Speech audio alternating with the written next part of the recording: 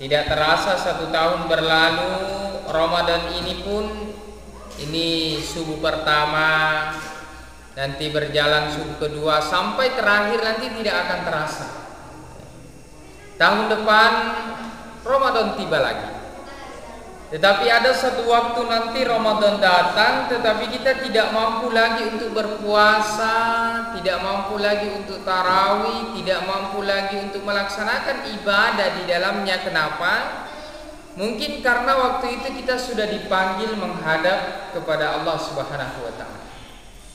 Idza jaa ajaluha la yastakhiruna sa'atan wa la yastaqdimun. Kalau umur seseorang telah sampai, ajal satu kaum telah tiba, batasan yang Allah tetapkan kepada kita telah sampai pada batasannya, la yastakhiruna sa'atan wa la yastaqdimun. Umur kita, kematian kita tidak bisa kita undur sedikit pun dan tidak bisa kita majukan sedikit pun. Kita semua akan menghadap kepada Allah. Maka tidak ada yang menjamin bagi kita bahwa Ramadan tahun depan kita masih bertemu lagi. Ramadan tahun depan Allah masih meminjamkan umur kepada kita, itu tidak ada satu orang pun yang bisa menjamin kita. Bahkan sampai Ramadan akhir bulan ini, itu tidak ada yang menjamin kita bisa selesai kemudian keluar melaksanakan sholat Idul Fitri. Tidak ada jaminan bagi kita. Maka kita gunakan bulan Ramadan kali ini sebagai momentum untuk mendekatkan diri kita kepada Allah, kemudian mentarbiyah dan mendidik diri kita sehingga keluar nanti bulan Ramadan kita tetap istiqomah menjalankan ibadah seperti ibadah sunnah yang kita laksanakan di dalam bulan Ramadan. Apalagi kalau kita baca di dalam kitab Sunan At-Tirmizi dan Sunan Abi Daud, kedua ulama hadis ini sama-sama mengutip satu hadis walaupun di nomor yang berbeda. Hadis tentang surga yang merindukan 4 golongan manusia. Al-jannatu mushtaqatun ila arba'ati nafarin. Surga rindu kepada 4 golongan manusia. Siapa itu? Yang pertama, talil Quran, orang yang membaca Al-Quran. Nah, di dalam bulan Ramadan inilah kesempatan kita membaca Al-Quran di dalam sholat kita, di dalam sholat tarawih kita, di dalam sholat witir kita, di dalam sholat tahajud kita, sehingga dengan adanya bulan Ramadan kita tambah dekat dengan Al-Quran. Yang kedua, hafizil lisan, orang yang mampu menjaga lidahnya. Kemudian yang ketiga, al-mut'imil ji'an, orang yang selalu berbagi dengan orang yang lapar. Dan yang terakhir, as-shaim fi syahri Ramadan, orang yang berpuasa pada bulan Ramadan. Ini 4 golongan yang dirindukan oleh surga. Mudah-mudahan dengan ibadah yang kita lakukan di dalam bulan Ramadan menjadikan kita pribadi yang senantiasa dirindukan oleh surga. Baik, kita melanjutkan pengajian kita. Sebelum kita masuk ke pengajian tentang sholat tarawih dan sholat witir, sedikit kita membahas terlebih dahulu tentang sholat istisqa yang belum dibahas pekan sebelumnya. Bismillahirrahmanirrahim. Wa sholatul istisqa masnunatun. Jadi sholat istisqa atau sholat minta hujan itu hukumnya disunnahkan. Wa ya'muruhum al-imamu bit-taubati was-sadaqati wal khuruju minal mazalimi. Ya. Jadi kalau ada satu daerah yang tidak hujan atau biasa kita sebut sebagai musim kemarau, tapi alhamdulillah kalau di daerah kita ini curah hujannya cukup tinggi, ya. Kalaupun kemarau mungkin tidak sampai berbulan-bulan. Di daerah-daerah yang lain seperti mungkin kalau kita jalan ke daerah atas, ke Jeneponto dan sekitarnya, itu kadang kemarau berbulan-bulan. Atau mungkin kita pergi ke daerah-daerah lain seperti kita ke Nusa Tenggara, baik itu Nusa Tenggara Barat maupun Nusa Tenggara Timur. Itu sering sekali di daerah Sumbawa, sering sekali orang tidak hujan berbulan-bulan. Atau mungkin kita pergi ke daerah Timur Tengah, ke daerah Padang Pasir, itu terkadang berbulan-bulan tidak hujan. maka di dalam Islam diajarkan yang disebut dengan sholat istisqa, yaitu sholat minta hujan. Bagaimana caranya sholat minta hujan ini? Itu dilaksanakan dengan beberapa hari persiapan, ya. Jadi seorang imam atau bisa kita sebut sebagai kepala kampung atau imam masjid atau imam kampung menghimbau kepada seluruh jemaah untuk selama 3 hari memperbanyak istighfar, ya, memperbanyak taubat, memperbanyak sedekah, dan keluar dari kezaliman serta keluar dari pertengkaran, ya. Karena salah satu sebab biasanya satu daerah tidak datang rahmat Allah karena mungkin antara tetangga dengan tetangga yang lain itu tidak rukun. Maka salah satu adabnya kalau kita mau sholat istisqa, sholat minta hujan, perbanyak taubat, perbanyak sedekah, dan hindari kezaliman serta saling bermaafan-maafan dengan tetangga. Kemudian wasiyami salasati ayamin, dan disunahkan berpuasa 3 hari sebelum sholat istisqa itu. Jadi 3 hari sebelumnya itu disunahkan berpuasa. Tsumma yakhruju bihim fil yaumir rabi'i fi thiyabi, kemudian keluar pada hari keempat. Jadi 3 hari puasa, setelah itu hari keempat baru keluar dengan menggunakan pakaian yang seadanya, ya. Jadi ini perbedaan antara sholat Idul Fitri dengan sholat istisqa. Jadi nanti sama 2 rakaat, sama punya khutbah setelahnya, tetapi bedanya kalau di dalam sholat istisqa itu kita disunahkan memakai pakaian yang seadanya, yang tidak terlalu mewah. Kalau pada saat Idul Fitri dan Idul Adha disunahkan memakai pakaian yang paling bagus, ya, atau yang paling baru. Nah, kalau sholat istisqa, sholat minta hujan, itu pakaian yang seadanya. Wa yusalli bihim raka'ataini ka shalatil idaini, dan sholat istisqa itu dilaksanakan dengan 2 rakaat sama seperti sholat Idul Fitri atau sholat Idul Adha. Jadi kalau orang sholat istisqa, takbir pada rakaat pertama itu berjumlah 7 takbir selain takbiratul ihram. Jadi pada rakaat pertama 7 takbir selain takbiratul ihram. Jadi takbiratul ihramnya itu tidak dihitung. Jadi kalau orang takbir Allahu Akbar, nanti setelah itu ada lagi 7 takbir, ya, 7 takbir setelahnya. Kemudian pada rakaat kedua ada 5 takbir selain takbir yang pertama. Jadi ini sama dengan sholat Idul Fitri. Jadi Idul Fitri, Idul Adha itu jangan sampai kita hanya 7 kali sudah menghitung takbir yang pertama, itu tidak dihitung takbir yang pertama. Kemudian pada rakaat kedua takbir bangkit dari sujud itu tidak dihitung, yang dihitung setelahnya, 5 setelahnya. Begitu juga sholat istisqa. Namun bedanya sholat Idul Fitri dengan sholat istisqa, kalau sholat Idul Fitri antara takbir dengan takbir kita baca subhanallah walhamdulillah wala ilaha illallah wallahu akbar. Kalau sholat istisqa kita membaca istighfar. Jadi bukan subhanallah walhamdulillah wala ilaha illallah wallahu akbar, tapi kita membaca istighfar. Nih. Istighfar yang dibaca lafadznya yang sempurna, astagfirullahaladzim alladzi la ilaha illa huwal hayyul qayyum wa atubu ilaih. Astagfirullahaladzim alladzi la ilaha illa huwal hayyul qayyum wa atubu ilaih. Jadi itu lafaz yang dibaca antara takbir dengan takbir, 7 kali pada rakaat pertama dan 5 kali pada rakaat kedua di luar takbir yang pertama. Ini maksudnya di luar takbiratul ihram dan di luar takbir bangkit dari sujud. Kemudian setelahnya juga orang berkhutbah. Jadi khatib naik berkhutbah, khutbahnya sama dengan sholat Idul Fitri. Khutbah Idul Fitri itu 2 khutbah, ya. 2 khutbah.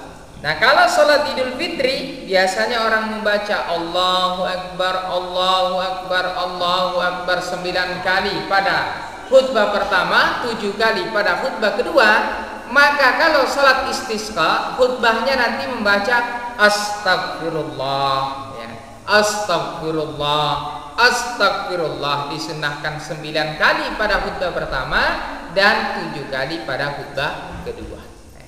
Kurang lebih seperti itu sholat istisqa dilaksanakan, dan disunahkan sholat istisqa dilaksanakan di tengah tanah lapang atau di tengah lapangan, itu disunahkan.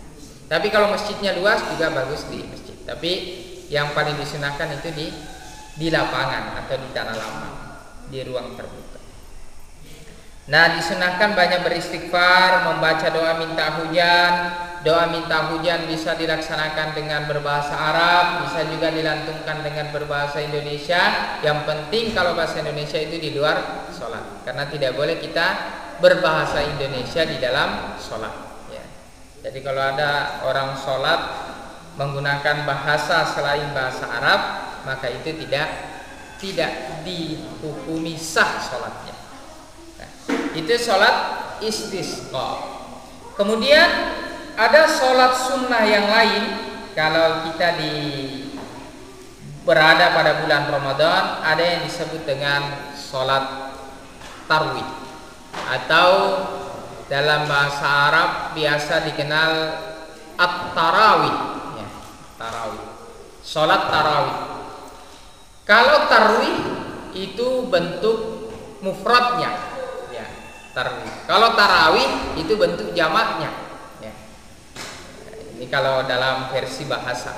Jadi kalau sholat tarawih itu adalah sholat yang dilaksanakan beberapa rakaat, kemudian di antara beberapa rakaat itu kita bertarawih.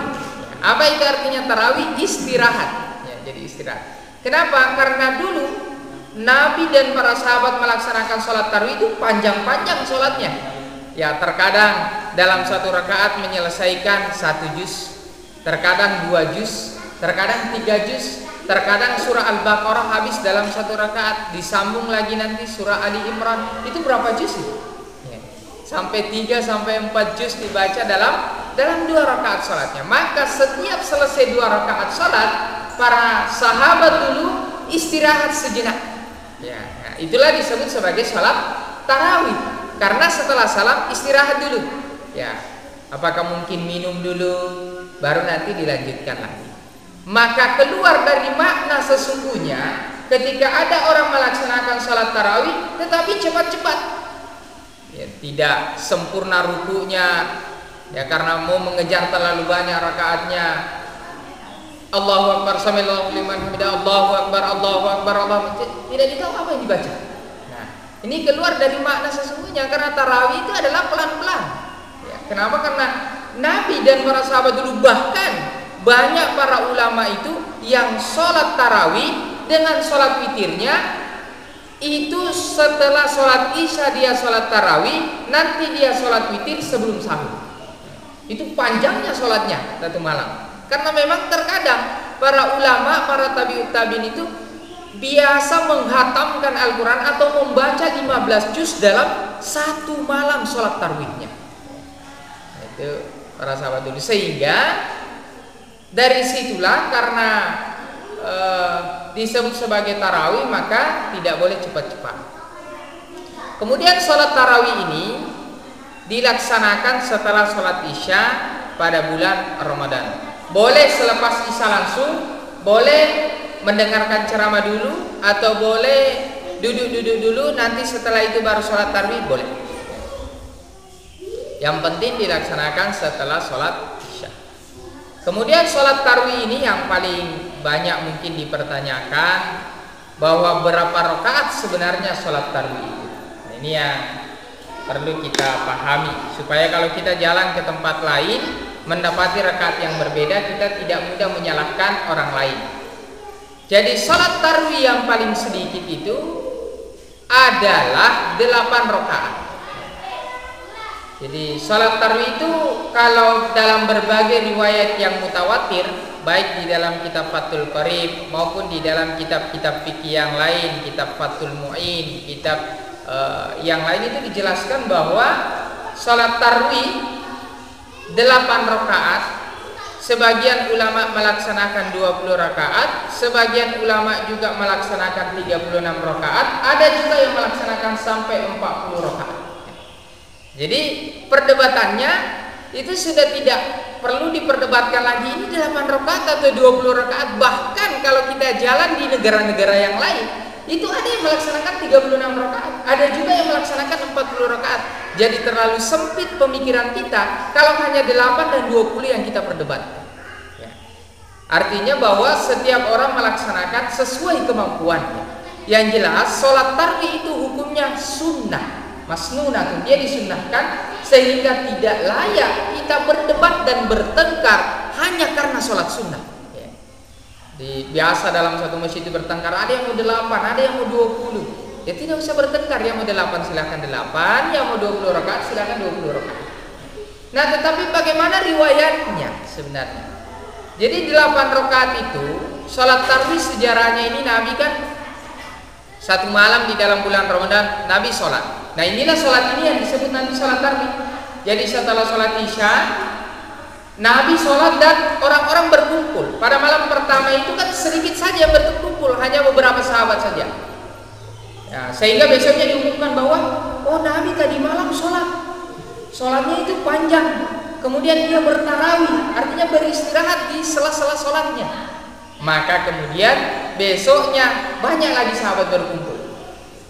Ya, pada hari kedua banyak orang berkumpul, pada hari ketiga lebih banyak lagi yang berkumpul.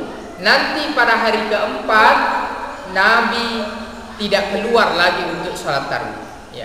Orang-orang, para sahabat sudah berkumpul untuk mau melaksanakan sholat tarawih, tapi Nabi tidak keluar. Beda pada malam-malam sebelumnya, malam pertama, malam kedua Nabi yang pimpin. Tapi pada malam setelahnya Nabi tidak keluar. Sampai orang-orang waktu itu satu malam menunggu Rasulullah SAW, Nabi tidak keluar untuk sholat tarawih. Kemudian keesokan harinya pada setelah sholat subuh Nabi berkata, Nabi bersabda bahwa saya sebenarnya melihat dan mengetahui kedatangan kalian tadi malam, tetapi saya tidak keluar untuk sholat bersama kalian karena saya takut sholat ini akan diwajibkan bagi kalian ketika saya memaksakannya untuk kalian. Ya. Nabi tidak keluar malam itu supaya tidak ada pemahaman bahwa sholat tarawih ini adalah sholat wajib seperti sholat Isya. Nanti kalau Nabi memaksakannya setiap malam, nanti dianggap itu adalah sholat wajib pada bulan Ramadan. Juga penafsiran kedua, agar Allah Subhanahu wa Ta'ala tidak mewajibkan sholat ini, sehingga yang diwajibkan hanyalah sholat 5 waktu.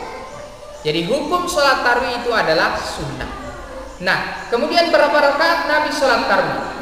Sholat tarawih kalau kita buka di dalam kitab Bukhari dan Muslim, itu pembahasannya ada di dalam sholat tarawih, di dalam bab Ramadan, ada juga di bab qiyamul lail, bab sholat malam. Sehingga banyak orang tidak memahami ketika menjelaskan tentang sholat malam. Sebenarnya sholat malam itu adalah bagian, sholat malam itu memiliki beberapa bagian. Salah satu bagiannya adalah sholat tarawih. Sholat tarawih. Nah, berapa rakaat? Dalam satu hadis Nabi disampaikan, ini Aisyah yang menyampaikan bahwa Nabi biasanya sholat malam, tetapi ini tidak dijelaskan apakah dia sholat malam di dalam bulan Ramadan atau di luar Ramadan. Tapi Aisyah hanya berkata, Sayyidatina Aisyah berkata bahwa Nabi sholat malam itu 11 rakaat. 11 rakaat. Jangan ditanya tentang panjang dan indahnya bacaannya, itu terlalu indah, terlalu panjang biasanya. Bahkan ada salah satu istri Nabi itu ketika ikut sholat malam bersama Nabi sampai mimisan keluar darahnya dari hidungnya. Kenapa? Begitu lamanya Nabi berdiri untuk sholat, sampai bengkak-bengkak kakinya. Itu panjangnya sholat sunnah Nabi, sholat malamnya, termasuk sholat tarawih. Itu salah satu riwayat. Sehingga riwayat ini mengatakan 11 rakaat. Para ulama berkesimpulan berarti Nabi sholat malamnya itu 8 rakaat ditambah witir 3 rakaat berarti 11 rakaat. Ini dasar hukum seseorang melaksanakan sholat tarawih 8 rakaat. Tetapi ada hadis yang lain lagi. Jadi kalau kita pakai pijakan ini, dapat orangnya 20 rakaat, kita tidak menyalahkan. Kenapa? Ada pijakannya juga. Hadis yang diriwayatkan oleh Ibnu Abbas ini dikutip oleh Imam Al-Baihaqi mengatakan bahwa anna Nabiyya sallallahu alaihi wasallam yusalli fi syahri Ramadan fi ghairi jama'atin isyrina. Jadi Nabi sholat malam pada bulan Ramadan tetapi tidak berjamaah.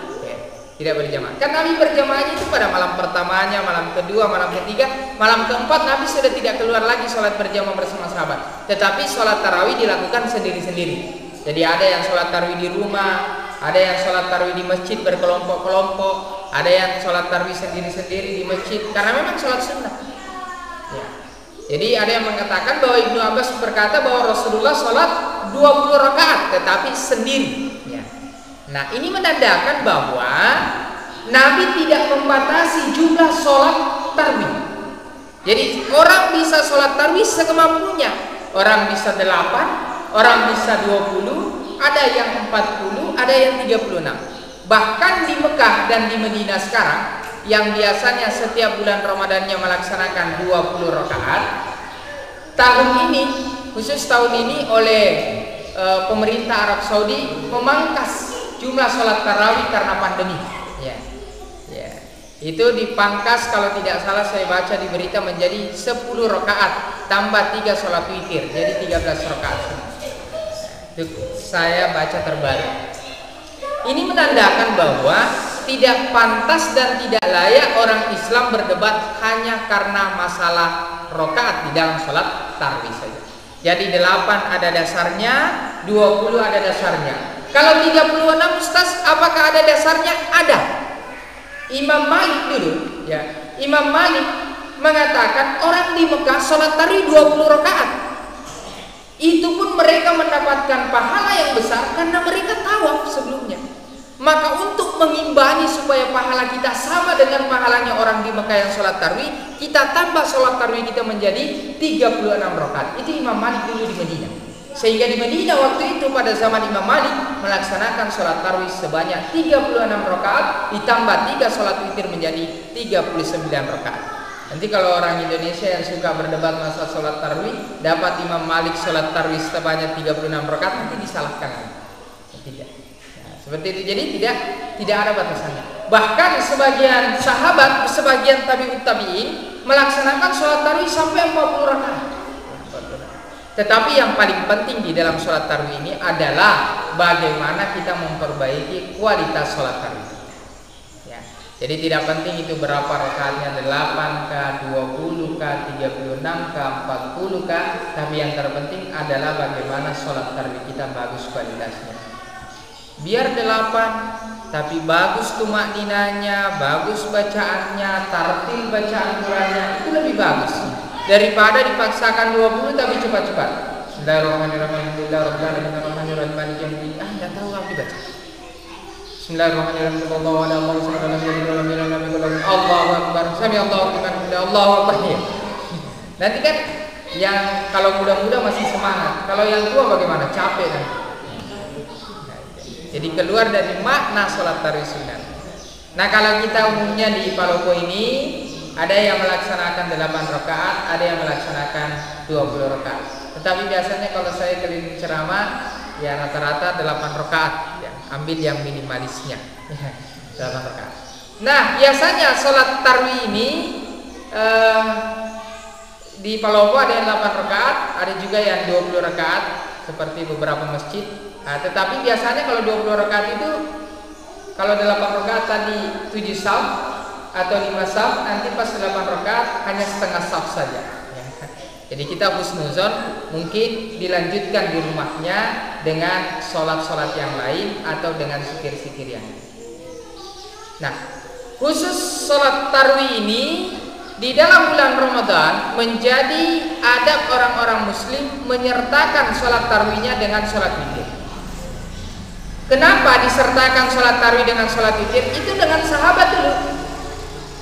Jadi sholat tarawih ini awalnya Nabi melaksanakan sholat tarawih itu kan biasanya sudah mau subuh belum selesai sholat tarawihnya, maka kemudian diringkaslah menjadi sholat witir, menjadi 3 rakaat.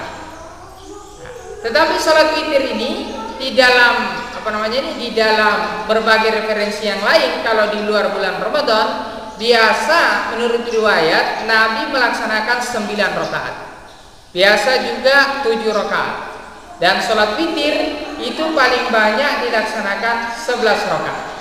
Tapi umum biasa dilaksanakan 3 rakaat, apakah dengan 1 kali salam atau 2 kali salam. Ya. Biasanya kalau sholat tarawih dilaksanakan 8 rakaat, biasanya witirnya 3 rakaat 1 kali salam. Tapi kalau biasanya melaksanakan sholat tarawih 20 rakaat, biasanya witirnya 3 rakaat dengan 2 kali salam. Itu sudah menjadi adab dan kebiasaan orang muslim di dalam beribadah. Kapan awal mula 20 rakaat ini dilaksanakan secara resmi? Ya, secara resmi. Pada masa Nabi kan itu berbeda-beda jumlah rakaat sahabat. Ya. Nabi mencontohkan di awal 8, Ibnu Abbas mengatakan kadang Nabi melaksanakan 20 rakaat, sahabat melaksanakan dengan jumlah rakaat yang berbeda-beda. Begitupun pada zaman Abu Bakar. Pada zaman Umar melihat orang melaksanakan sholat tarawih itu tidak secara berjamaah, tetapi berkelompok-kelompok. Jadi ada yang sholat di sini, ada yang sholat di tengah, ada yang sholat di pinggir, ada yang sholat di belakang. Maka Umar mengatakan, bagaimana kalau saya satukan ini sholat? Barulah kemudian sholat tarawih dilakukan secara berjamaah serentak. Kemudian Umar menetapkan waktu itu dilaksanakan dengan 20 rakaat. Nah, dari situlah kemudian 20 rakaat menjadi sholat tarawih yang resmi digunakan oleh para sahabat waktu itu. Sampai zaman-zaman setelah. Walaupun ada yang menggunakan yang lebih dari itu, seperti pada zaman Imam Malik menggunakan 36, ada juga yang lain menggunakan 40 rakaat. Kemudian kita khusus ke sholat witir. Ya. Sholat witir adalah sholat yang ganjil, yang merupakan sholat penutup. Ya. Sholat witir ini berapa rakaat? Paling sedikit dilaksanakan 1 rakaat, paling banyak dilaksanakan 11 rakaat. Disunnahkan sebagaimana Nabi ketika sholat, beliau salam setiap 2 rakaat sholatnya. Jadi beliau salam setiap 2 rakaat sholatnya di dalam sholat sunnah. Sebagian juga riwayat mengatakan beliau salam setiap 4 kali. 4 rakaat, setiap 4 rakaat sholatnya salam 1 kali. Tetapi yang mutawatir dan yang banyak diriwayatkan itu setiap 2 rakaat. Setiap 2 rakaat. Nah, boleh sholat tarawih misalnya 3 rakaat, 2 rakaat pertama, setelah itu 1 rakaat terakhir, boleh salam di tengahnya 1 kali, jadi 2 kali salamnya nanti, atau boleh hanya 1 kali salam pada rakaat terakhir. Itu tidak ada masalah. Yang penting sholat witir ini ganjil. Apakah setelah sholat isya berjamaah di masjid kita disunnahkan sholat witir dulu? Nanti kan kita mau sholat tahajud. Ya. Jadi ada beberapa sahabat itu melaksanakan sholat tarawih, sholat witir langsung setelah dia sholat isya, mereka sholat witir langsung. Ya. Tetapi ada juga yang melaksanakan sholat witir nanti setelah dia sholat tahajud. Yang melaksanakan sholat witir setelah dia sholat tahajud mengatakan bahwa memang sholat witir itu adalah sholat penutup dalam 1 hari. Ya.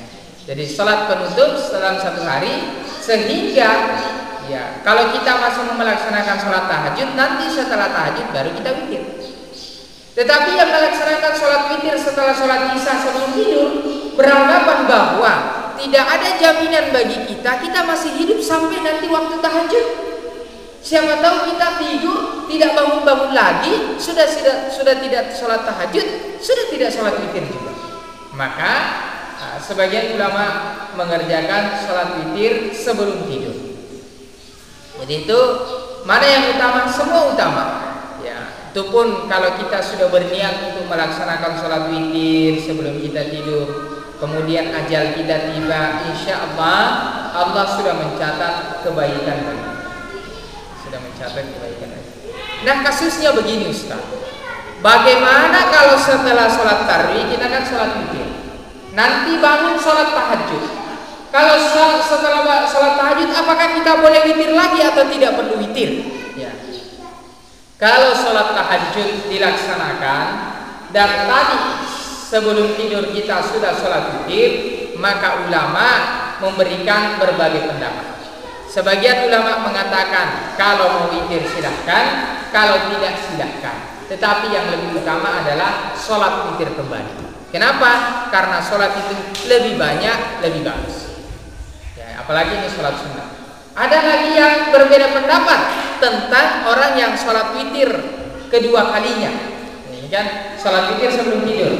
Itu kan ganjil. Misalnya 1 rakaat atau 3 rakaat. Nanti kalau setelah sholat tahajud dia mau witir lagi, berapa rakaat Ustaz? Kalau 3 rakaat nanti kan jadi genap. 3 tadi sebelum tidur, 3 juga setelah sholat tahajud, berarti 6. Ya. Maka sebagian ulama mengatakan, ya boleh kita laksanakan sholat witirnya 2 rakaat saja atau genap saja supaya jumlahnya ganjil. Tetapi yang masyhur adalah tetap dilaksanakan dengan ganjil. Ya, kurang lebih seperti itu pembahasan tentang sholat tarawih dan sholat witir. Masih banyak sebenarnya yang perlu dibahas, tetapi karena keterbatasan waktu, inilah yang sempat kami sampaikan. Mungkin ada yang bisa didiskusikan, ada yang ditambahkan, ada masukan, ada saran, atau ada yang ditanyakan. Insya Allah bisa kita diskusikan secara bersama-sama. Dan alhamdulillah kami mengucapkan terima kasih yang sebesar-besarnya kepada seluruh pengurus masjid, seluruh remaja masjid. Karena selama beberapa bulan ini pengajian kita berjalan, itu kita sudah membahas tentang bab toharoh, mulai dari jenis-jenis air yang boleh dipakai berwudu, yang boleh dipakai mandi, najis, berapa jenis najis itu, bagaimana cara membersihkannya, bagaimana cara berwudu yang benar, bagaimana cara mandi yang benar, bagaimana cara tayamum, baru selesai toharoh, masalah haid, nifas, baru kita masuk di bab sholat. Bab sholat mulai dari syarat wajibnya, syarat sahnya, sunnah-sunnahnya, sholat sunnahnya, sampai pada pekan ini kita berakhir pada sholat tarawih dan sholat witir. Terima kasih atas segala perhatian. Mudah-mudahan Allah menjadikan pengajian kita ini sebagai salah satu jalan bagi kita untuk meniti jalan menuju surga. Man salaka tariqan yaltamisu fihi ilman sahhalallahu lahu tariqan ilal jannah. Barang siapa yang memudahkan langkahnya untuk menempuh dan menghadiri majelis ilmu, maka Allah akan memudahkan langkahnya memasuki surga. Tapi dan kurangnya mohon dimaafkan, billahi taufiq wassalam. Subhanallah bihamdihi, subhanallah bihamdika, asyhadu an la ilaha illa anta, astaghfiruka wa atubu ilaik. Assalamualaikum warahmatullahi wabarakatuh.